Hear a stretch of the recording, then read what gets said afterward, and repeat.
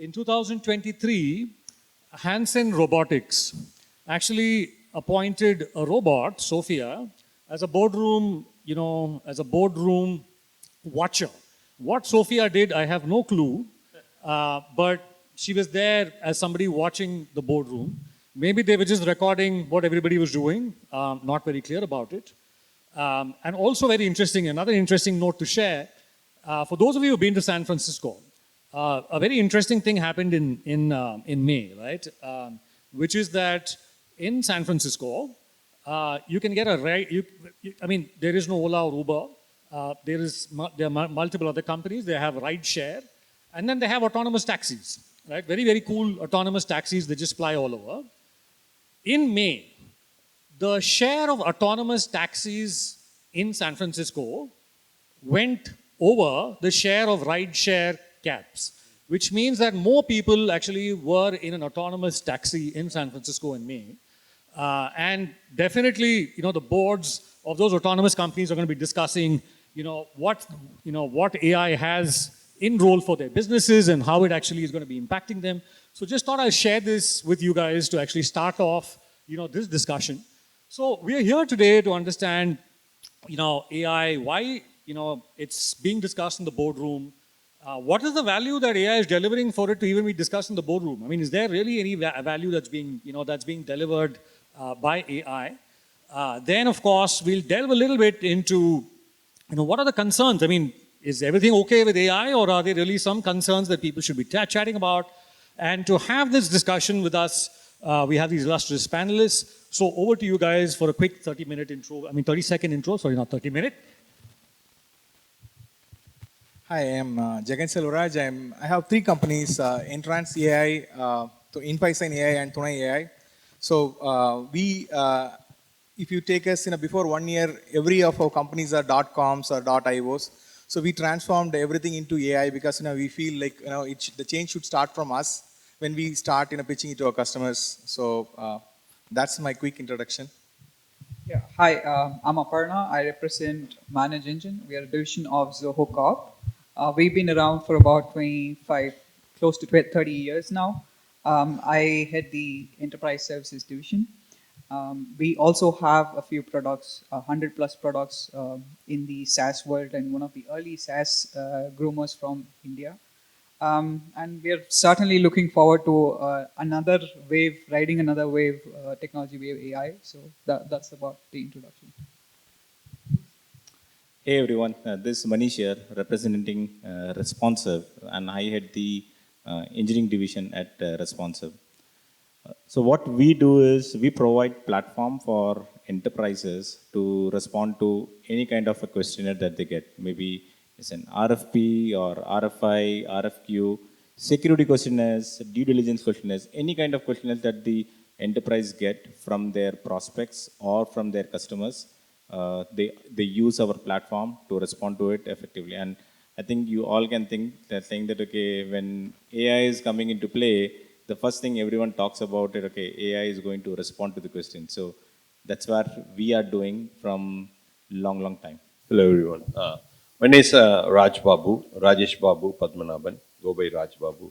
I'm the founder and CEO of Agilisium. I founded the company almost 10 years ago. We are primarily, we always were in data and analytics, but now we are into data analytics insights, and recently we taken AI, hyper-focused in pharma industry, helping pharma industry in the US-based pharma industry in commercial operation, which is sales and marketing, and in R&D, in drug discovery, also looking at manufacturing. So basically, we look at the entire industry at the process level, and we try to see how we can transform those processes.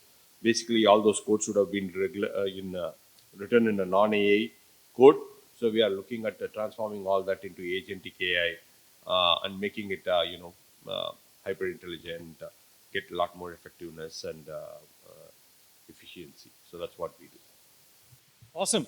AI, I mean, Srini was probing Dinesh and, should AI, what is really the value of AI and, what's being discussed. So I think we need to first even start we're trying to see whether we'll go a little bit behind that. I mean, AI is an IT topic. Should it really be in a boardroom? Right? So that's the fundamental question. And sort of to give us perspectives, I think we'll start with you, Raj. So Raj, you have extensive experience working in Fortune 500 companies, running your own business today. Running your own company today. Um, Many people, have this view that AI is just a technology. So, Raj, many people have this view that AI is just a technology. Does it go beyond technology into strategy? What is your view, and how do you think, boards? Why do you think even boards view it? See, I think I don't think really we have really understood how powerful AI is. Uh, the only two things I would compare AI to.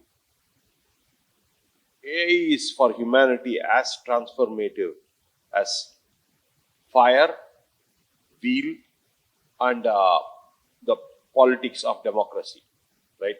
These are things which fundamentally changed humanity, fundamentally, right? And I think AI is that transformative.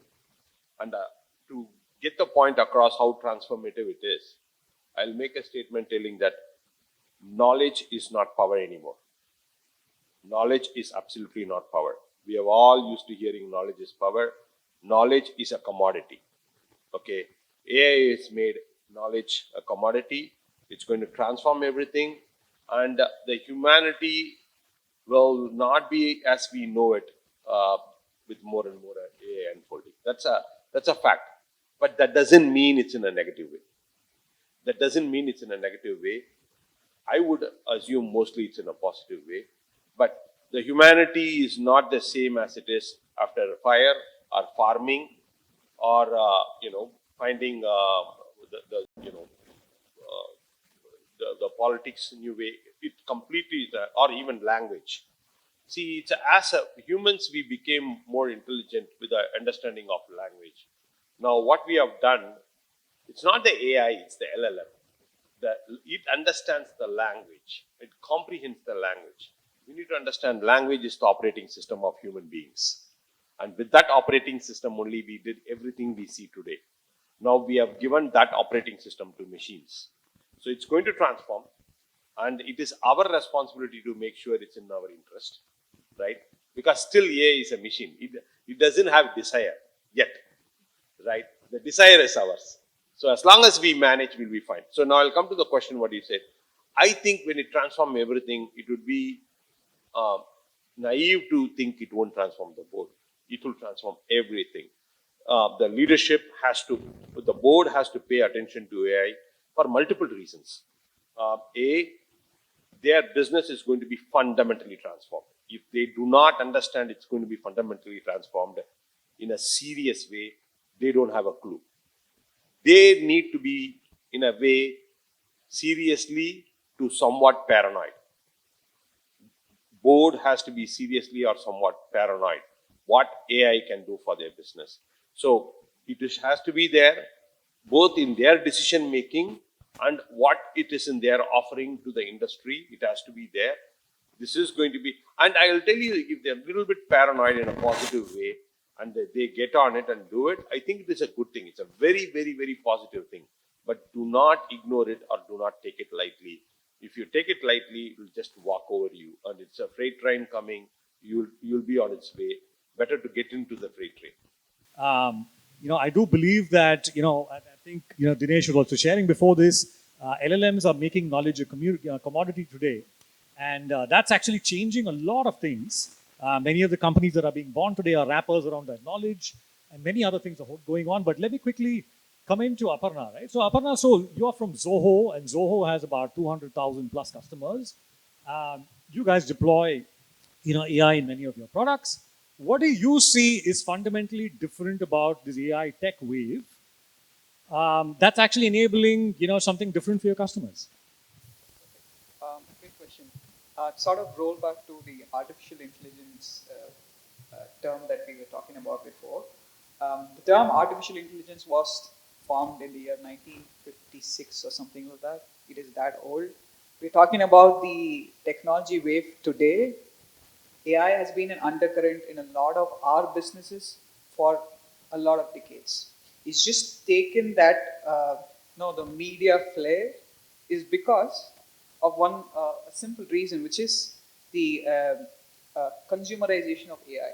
So far, AI was for the PhDs, for the graduates who understand the neural networks and all of that. But today, I can run an AI in my endpoint device, and I can do a lot of things with it. I think that is the power that we are getting today, and that's what we are also trying to make use of in our applications, where we're able to run a few small LLMs and very contextual intelligence for the end user at the endpoint, which is imagine the compute that you have in your mobile devices, and being able to run an intelligence there.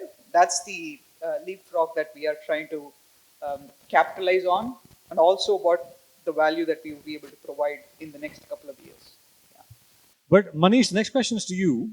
Responsive, you guys have developed this AI solution that's actually helping customers respond to RFPs and to sort of, you're bang in the middle of revenue streams of customers, right?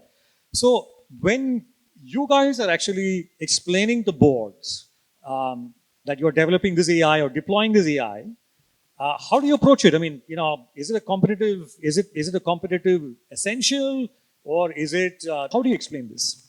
That's a very good question. And maybe the way I can respond to this is, if we call AI as just a feature that we wanted to use, then I think we are losing and we are going low ahead, or we are just behind the competition.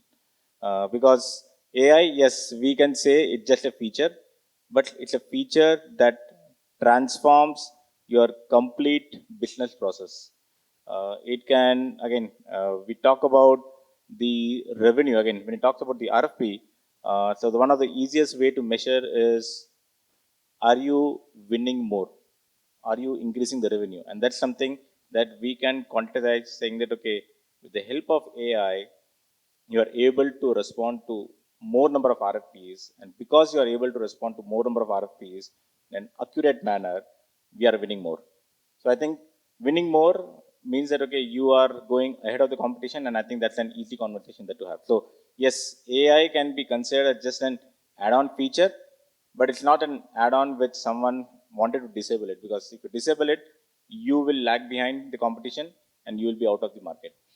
So Raj is there advocating that the board should be really serious. You're saying AI is equal to winning. These are all highly AI radical folks that we've got. Okay, I'm just kidding, but they're obviously serious and passionate about AI. So Jagan, over to you. Now, you just mentioned that you're actually running, a couple of companies. So tonight or AI, you've put AI right at the center, and you've built an agent around it, and you've built a framework around this. So when you go pitch to customers, what is the if there's a customer, if there's a company there with a board, what is the value that they're looking for from AI, which is part of your solution? Fundamentally, our philosophy behind AI is AI democratized everything. So like how education democratized, so everyone gets an equal opportunity.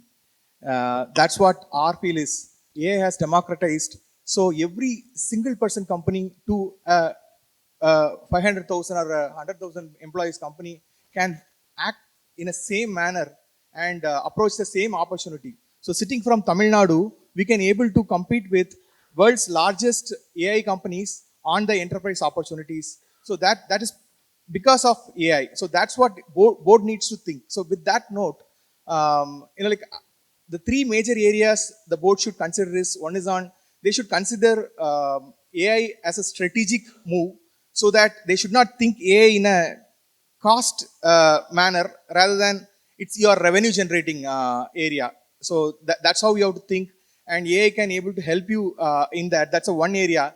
And the second one is, again, everyone spoke about the risk of going out of the field.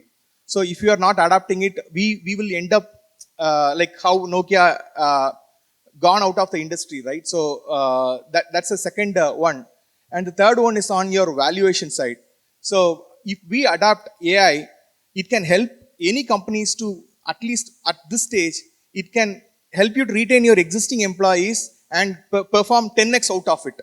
If your turnover is 1,000 crores, you can make 10,000 crores. So that's the thumb rule you can keep, and it can help you to generate more revenue in 10x and generate valuation in 10x. So that's our view behind this.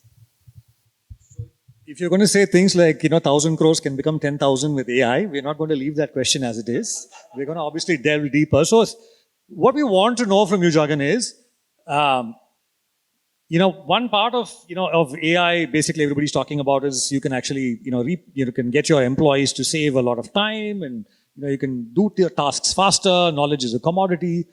What is the real, value of what, for example, your platform is delivering? Could you just sort of break it down a little more for this audience, and what is the value that you're delivering, so that they understand it a little better?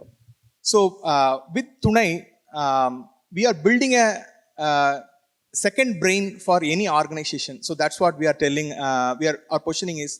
So what we are trying to do is we are collecting all the information which is structured and unstructured, and your data from multiple sources, right? So for example, your salesperson is going and talking to the customers, and there a lot of knowledges are getting generated. Can we bring it back into our brain so that it will add more value to the organization, and bringing your knowledges from your SAP systems, from your Slack channels. So Tunai does that, bringing everything into a single knowledge base, and that brain is commonly used, right? So like now, coming to the use cases, because now every knowledge is getting centralized into the Tunai brain, what we are trying to do is we have built a chat agents, voice agents, and email agents, and application agents. So these are the 4 type of touch points which our customers are coming into our ecosystem, where business users, there is no need for developers. So business users can go ahead and configure their workflow just like that natural language. Hey, can you create me a voice agent? And if the customer is asking these problems, put it into, parse the request and put it into the SAP system and trigger a workflow request to my ServiceNow guys, and make a call center guy to call. So you define the flow. Automatically, the workflow is getting implemented, and that process is automated completely. So what this means is, previously you might need 10 people to do this process. Now with one agent, you can able to automate this process completely for your enterprise and at scale. So as I told earlier, right, it can derive 10x or 15x more than that. So sounds like you're also eliminating a lot of people involved in this process, apart from just hastening the process up. But that's a topic for another debate. Aparna, question to you. You guys deal with a lot of IT companies. You guys deal with a lot of SMBs and large corporates. You have a bunch of AI features in your products. What is the value that those companies are extracting from those AI features? Yeah, I think in terms of value, you can think about it in 3 ways. The first one is efficiency. A lot of what the SaaS tools or any of the on-prem software has been doing is automating a few jobs, right? Making it a lot more easier. What AI essentially is doing is 10xing that or 100xing that. So a simple, instead of you having to go to different tools and then configure different workflows, all you have to do is send out a message to AI chatbot, and it's going to take care of the whole workflow. So efficiency, that is when we are talking in enterprise IT scale, efficiency means efficiency of your team, efficiency of your process, right? And also some of the resolution that we end up doing. So efficiency is the first aspect. The second one is productivity. It actually gives you, I think we've been talking about augmenting AI, right? So it's essentially my partner in doing my work, right? So it's increasing my productivity is because I'm able to automate a lot of things in a lot more quicker way, which is the democratized aspect that he was talking about. So I don't have to go put in a complex workflow. All I have to do is type. So that's the second aspect, which is the productivity. The last one is very, very important. Staying back to what Raj said, right? He said knowledge has become a commodity. I'm going a little step further to say intelligence has become commodity, right? Within an organization, from an L1 level of an IT to the director or a executive level, you have access to the knowledge today like you've never had before. That means you would be able to take decision for business. And similarly, in IT aspects, you're running your IT workflows, you'll be able to make a decision confidently more than having to rely on a few approvals from before. So these are three aspects in which it actually adds value to our customers. So thanks. I mean, so they're making everything commodities. I'm thankful that being a moderator is not a commodity as of this moment. So I'm just going to continue with this. So Manish, you have an agent that's actually answering RFPs. I'm assuming complexity of RFPs is one area where your agent is going to work on this. What other strategic value does the AI that actually does this automatic RFP management? I mean, because we have all been, I mean, at least some of us have been part of companies where you normally have a separate team, right? I mean, for those of you who think that RFPs are very simple work, typically they're pretty complex. Your company's revenue streams depend on how well you answer RFPs. If you do a bad job of answering one question in an RFP, it's highly possible that you actually lose that deal and therefore lose a significant amount of revenue. So in that context, Manish, the question is, what is the strategic value that you guys deliver with AI? If you could just peel that out a little bit for the folks. You have actually answered my question. God, sorry. It's okay. But again, I would like to go back to the history of responsive. So before responsive, we used to call ourselves as RFPIO. I know it's a little bit difficult to pronounce, and it was saying that okay, it was specific to RFP, and that's why we rebranded as responsive. But one of the core value that we had, even during the early days, was give back time. So that means, yes, there are a lot of organizations that have a dedicated team to respond to RFPs, but there are a lot of companies who don't have a dedicated team. Rather, when they get an RFP, they will bring in the product manager, they will bring in the SMEs from different departments and say, okay, can you respond to these RFPs?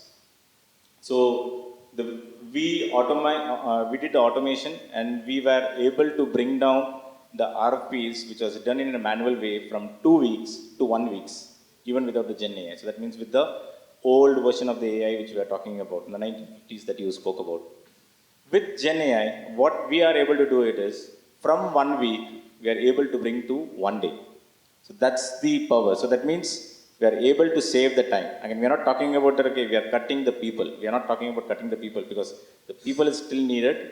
It's just that we are able to cut the time from 2 weeks to 1 week. So you're saying one is time. Yeah. The second thing is these people who you also mentioned something interesting. The companies will bring in some of their experts to vet the RFP. Is that still a need? This is still needed, again, because you still need human in the loop to go and review the responses. Like what you said, one wrong answer can disqualify you. So that means you still need a human in the loop over here to review the responses and see whether it's accurate or not. It's just that you're saving the time in completing the first draft, but you still need people to do the first round of review. So that means one is we are able to save the time. And the second one is, you also talk about when you are able to use AI, you are able to respond faster. So that means your revenue is increasing because you're giving accurate answers. Sometimes if you go to different SMEs, each of them might give different answers, but you're going to get a consistent answer now. So that means your revenue is going to increase. Your win rates are going to increase. And ultimately, there is one metric which a lot of organizations are right now reviewing in detail, which is revenue per employee. I think that is one of the very important metrics that a lot of companies are talking about, saying that, okay, how do you optimize your revenue per employee? Now that means revenue divided by the total number of employees. So one of the things that you're saying is, apart from just the time and the number of man hours you're saving, you're also saying you can actually boost the revenue per employee with your tool. Yes. Now, fantastic. No, so Raj, so thanks Manish, thanks for that. Raj, I think, you're in life sciences and healthcare. So could you actually tell us as to some practical examples, right? I mean, things that you've seen in the field.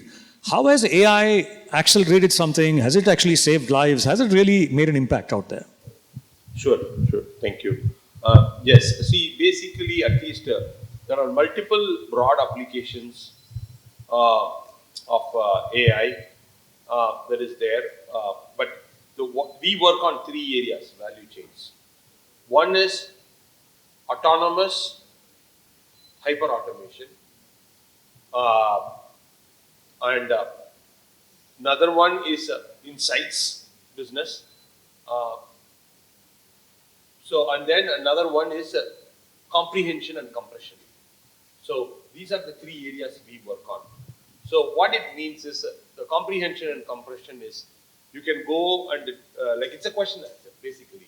If somebody asks a question, hey, how many proposals we have done in this area for these kind of customers, you can go through hundreds of thousands of proposals, whatever, marketing, everything, pitch deck, everything, and you can tell, okay, you will give one or two lines, which is what ChatGPT does, comprehension and comprehension. And then another thing also ChatGPT does is it's a insights, right? It can give insights also, which is like the insights is forecast, right? One of the things I actually asked ChatGPT is that how many students will be there, male and female will be there in Tamil Nadu in high school passing in 2050. It actually did a forecast on the fertility rate and what would be the people in Tamil medium, and it did that, right? So that insight it also has. Right? It's able to give that answer. So that is another business areas we apply on. So in the life science industry particularly, where we are able to help is that in the R&D side, in the sales and marketing, which is commercial, and in the manufacturing, right? These are the three areas we currently operate on in the labs and all that stuff. So areas where we have particularly helped. One I can tell, it's one of the leading research institutes, hospital and research institute in US. Most of the Nobel laureates from medical are from that research institute. And actually we are working with a researcher who is from Chennai, Tamil Nadu, but he is doing research on kidney transplant. And the kidney transplant basically, the thing is, you have to take all the history of the kidney transplant recipient and the donor patients, and you have to look at the historical success rates of all that and what are all the complexities all came, and all the data is available. And then you have to now a new kidney patients, recipient and donor is coming, and there all pathological data is coming. Based on these pathological data and the past history, what they want to tell is, it's not by first come first basis or young or adult or who is the most best case scenario for this kidney and the survival rate it will be. So that we are publishing, and it is coming in a medical journal, in a prestigious medical journal. So it's really saving lives. So that's fascinating. Stuff like that. There is patient targeting and stuff like that. We can go on, and as an industry wide, we have not done it. In the industry wide, we all know discovering a drug. Basically, it is a 12-year journey, right, from start to end. If we can shave off, one of the things our customers want is to shave at least 4 years out of that 8 years. That means it can reach the patient earlier, patients' lives could be saved earlier. And this has been proven, this is not an idea, because now what you can do is that all these experiments and everything, you can do it digitally. You can have a digital patient, and you can have a digital treatment, and you can have a digital cure. And then if all that sets, then you come into animals and humans, right? All this is, it's been done. And it's not a hypothetical idea. By the way, this was tested in COVID. This was tested in COVID, the most largest case, and that's how the vaccination, which typically takes 80 to 12 years, came out in 2 years. So with the digital transformation, only they were able to do that, and they approved, fast-tracked many approval. So with that, now it's been approved for other things also. So we are helping customers in that. No, that's fascinating. I honestly didn't know that a digital twin could be built for a human being, and then you could try vaccines on them and try that out. It's fantastic that AI is bringing some of these things and also contributing to saving lives. Right? I mean, kidneys are very much in demand. Livers are very much in demand, and and sort of accelerating or rather making outcomes better in that is very, very essential, because it's a very it's a rare commodity. I'm going to sort of speed up the panel a little bit. I think we are running a little short on time. So just quick answers from each of you. So Aparna, question to you, a little bit on, this is what Srini and Dinesh also touched on a little bit. So enterprises are deploying AI. Everybody, obviously all the IT teams and the AI teams want everybody to believe that everything is really good, there's no problem at all. But we know that there are concerns that we should speak about. Boards should be aware of those concerns. So when it comes to an enterprise deploying AI, what are some of the the concern areas? What are some of the risks that are there for enterprises? Could you actually sort of elaborate on that a little? Yeah, I think the fundamental understanding of, yeah, is it fine? Yeah.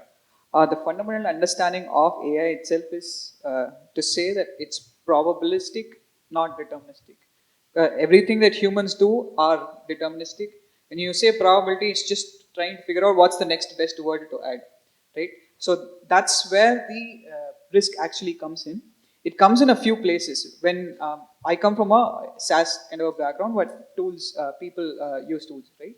So when you look at the operational risks there, one is as IT, you end up approving certain AI tools, and when you approve AI tools, you have a few guardrails there. So you're sort of, in a way, little safe. But what we are seeing today, because of the consumerization of AI, is that I'm starting to use one AI tool for one aspect of my job, another AI tool for another aspect of a job. That's where the risk becomes very, very significant, is because a lot of differentiating factor that we have today across different industries, different companies in an industry, is the knowledge and the intelligence that is there, which is today safeguarded within humans and tools that we use. But once we get into, put that into AI, we are literally exposing our organizational IP to somebody else. And that is one of the biggest business risks that we have when AI tools start sprawling, right? The other one is where... Sorry, I have to interject for a second. Do you think it's intentional that AI wants to learn from all conversations from you, and these big billion-dollar businesses want to steal everybody else's information? I think it's already starting to become, even in all of our organizations, because I know I'm using AI for my work. I'm not supposed to be doing that, right? I'm copying a few customer data just because I want to compute it well, and then AI gets that information and it's gone. That's the, we saw the New York Times and OpenAI case, right? New York Times, their editorial is their IP, and those guys just stole their IP. So that's how all of the businesses also happens. Yeah. So that's where we're actually losing business IP, and I think that will be like a very significant impact on each of our business. Why it's an existential thing, like he was saying in the beginning, right? You have to be paranoid about this. Yeah. Sure. So, okay, so we have to move on to the next person, Aparna. So, but thanks for that. Manish, she spoke about a little bit about our safeguards, and I'll just have one more question after this, and we'll open the floor. You guys are actually practically determining if RFPs are being responded to. If they're not done well. You just said there's obviously a lot of risks over there. What kind of safeguards do you guys have to build to make your products actually work best for organizations? First is, again, we do have, none of them is done autonomous way using AI. We have human in the loop when all the conversation or all the draft that is getting prepared. And we have also implemented something called as an trace score. For every response that we generate, we also generate a score which is called as the trace score, which is trustworthiness, saying that, okay, from where we got this response, is it trustworthy? Relevance, whether it is relevant, whether it's accurate, whether it is complete, and whether the response can be explainable, saying that, okay, from the source. So we have created this framework, and we do show score to the SMEs, saying that, okay, this is the response, and this is the score, and this is all the sources from where it came from. Now it's still on the human or still on the expert to go and review the responses and see whether it's accurate or not. Because RFPs, if there is something wrong in the RFPs, they will lose, and I don't think any of the business is going to take that risk, saying that, okay, that let AI do the job. I don't think that's going to happen. So I think human in the loop and the trace score along with it is helping them to do faster. Thanks for that, Manish. I have questions, but we don't have time for them, and I'm going to ask Jagan one final question. So Jagan, Aparna just told us that the more you expose your company's communications to AI, there's obviously risks. But you guys are right in the center of it. You're expecting customers to open up their emails to you. You're expecting them to open up their SAP systems and all other systems to you. Obviously, they have a bunch of questions in their hand, right? And they obviously are wondering what are the risks there. How do you address some of them? So I would like to segregate into two part of this question, right? So like one is what happens like in every enterprise mind in taking a decision about AI. What happens if my data is getting trained in a public LLM, right? So that's a one issue, right? As Aparna told and others as is concerned, right? If I'm using Perplexity and putting my corporate data, what is going to happen, right? So it's a miserable mistake, which we are unknowingly doing it, but definitely it's a big mistake. So that's a first pain point. And the second pain point is like with the data, like whether my AI is going to hallucinate or give a wrong information to my customer, right? So to answer the first question, like how we are approaching through Tonai is we are building it as a private VPC deployable for larger enterprises. So that's the first plan to solve for bigger enterprises so that their enterprise data doesn't goes out, but they can leverage the full AI out of it. So we are building a custom RAG solution on top of it, and we are helping them to make sure that their data retains in their organization, their knowledge is getting stored and they are keeping on learning. They are utilizing the best of the breed of AI, but it resides in their environment. So that's the first pain point, right? And the second one is on the, if whether my AI is going to hallucinate, doing a wrong thing to customer, recommending wrong thing to customer, like there, we have implemented a controlled AI in such a way that human in loop and also the security guardrail is, imbibed into the architecture in such a way that, we are only injecting the data which are already successfully validated by the human. For example, if a complex problem is solved and everything is tracked in a Jira ticket, so and if it is completely successful, then a human will decide whether this can be pushed into my enterprise data or my Tonai brain. Then that will be used for by AI to take automated decision. Not like every data will get pushed, right? So like we have a human check and balance to make sure that enterprises can use this AI with the very accurate results. Thanks, Jagan. So one you're saying is you're drawing some boundaries as to what data can cross over into an LLM and what data cannot, and you're also including human in the loop in many of these areas. And obviously, the starting point for the data for the enterprise to share the data, you're trying to make it into something more safe, right? Fantastic. That's a lot, for this last 40 minutes. We're going to open the floor to questions. Yes, please. Some volunteer somewhere has to help us. How it is going to impact the nation as a whole, because the government of India, given the current scenario in terms of positive impact, I'm not talking about negative, it is subject to the creativity of the person's mind to put application as a human being. The government point of view, how this AI is going to be positively in terms of revenue, I'm asking from the positive sense, politicians, bureaucrats, etc. No, so your question, there are many questions in that. I'll just pick one summary question. Who do you want to answer? Positive, anybody. It's up to the creativity. You'll go, Aparna is going to go for it. This topic because the scale of nation is crores and the business that we are doing is 10,000, 12,000, 20,000 people, right?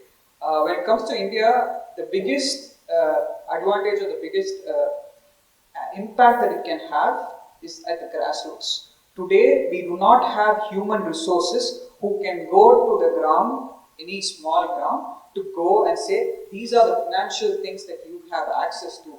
These are the seeds you can buy for certain things. Those things we don't have today. But AI can scale to that level in their language. Government is investing in language and voice models. This is going to help them reach that.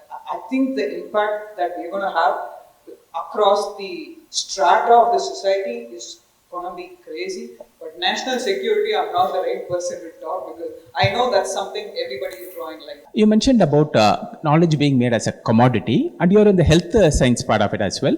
If you take, for example, nursing has two parts to it. One is the knowledge of the person, of the pain, and the second thing, how to approach to it, the soft part of it.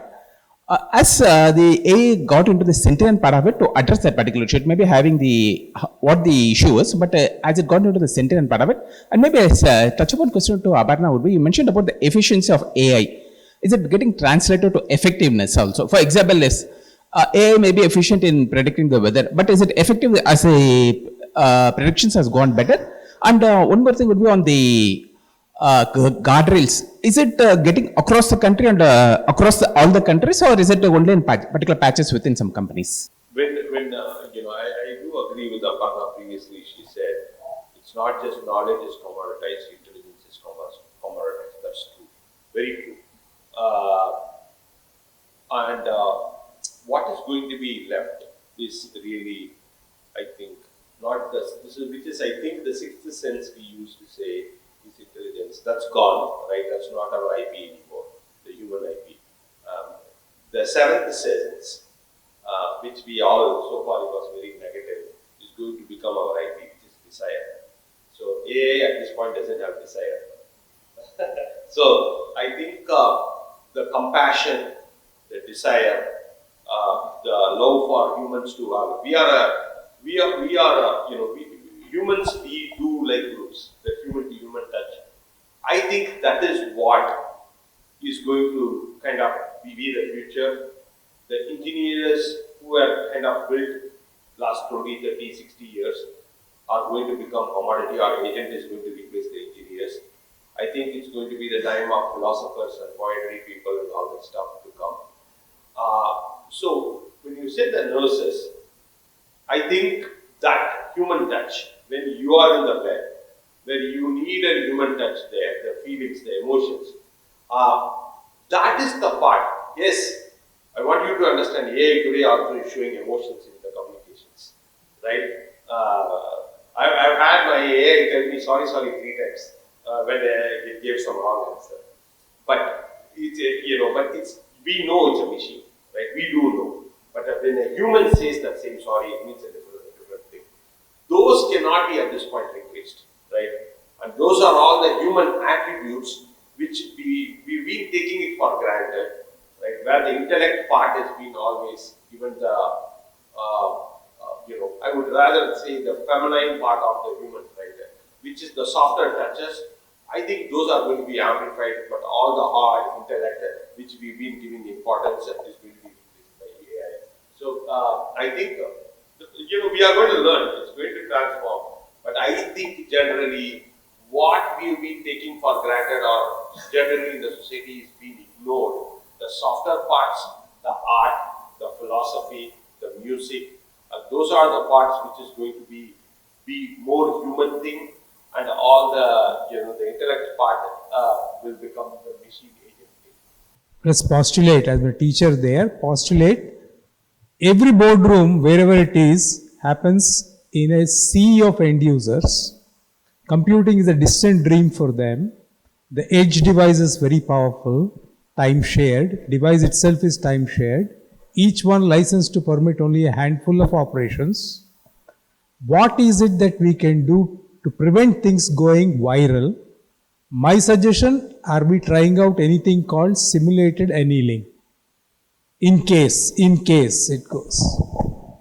In old AI technique, simulated annealing, can we anneal that going viral? So what are you trying to prevent from going viral, sir, again? Anything is a boardroom. Typical boardrooms, they are serious competitors. If all boardrooms are in a virtual space somewhere and they are all a sea of end users under these conditions, anything can go viral. You're trying to prevent like a mass, adoption of something from happening. Is that what you mean by going viral? Okay.